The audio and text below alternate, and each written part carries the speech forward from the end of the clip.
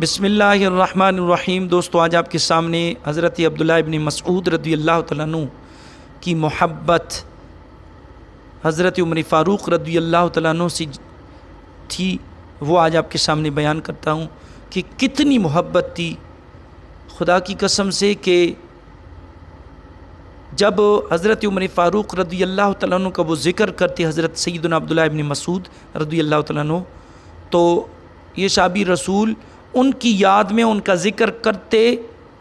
اتنا روتے کہ فرش کی کنکریاں تک بھیگ جاتی، اور فرماتے ہیں کہ ان عمر کان للاسلام حصنا حصینا يدخل فی الاسلام ولا يخرج منه فلما قتل عمر ان ثلم الخصن فالاسلام يخرج منه ولا يدخل فیہ۔ یقیناً عمر اسلام رضی اللہ تعالیٰ اسلام کا قلعہ تھے، لوگ ان کے دور میں اسلام میں داخل ہوئی تھے، خارج کوئی بھی نہیں ہوا تھا، لیکن جب عمر رضی اللہ تعالیٰ شہید ہو گئے، وفات پا گئے، دنیا سے چلے گئے، تو اس قلعے میں شگاف پڑ گیا تھا، لوگ اس میں داخل ہونے کے بجائے خارج ہونے لگے۔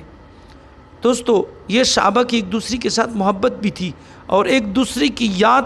تڑپاتی بھی تھی، اور ایک دوسرے کی یاد یعنی ایک دوسرے کی جب ذکر کرتے تو وہ روتے، جیسے عبداللہ ابن مسعود رضی اللہ عنہ حضرت عمر فاروق کا ذکر کرتے تو اتنا کرتے، اور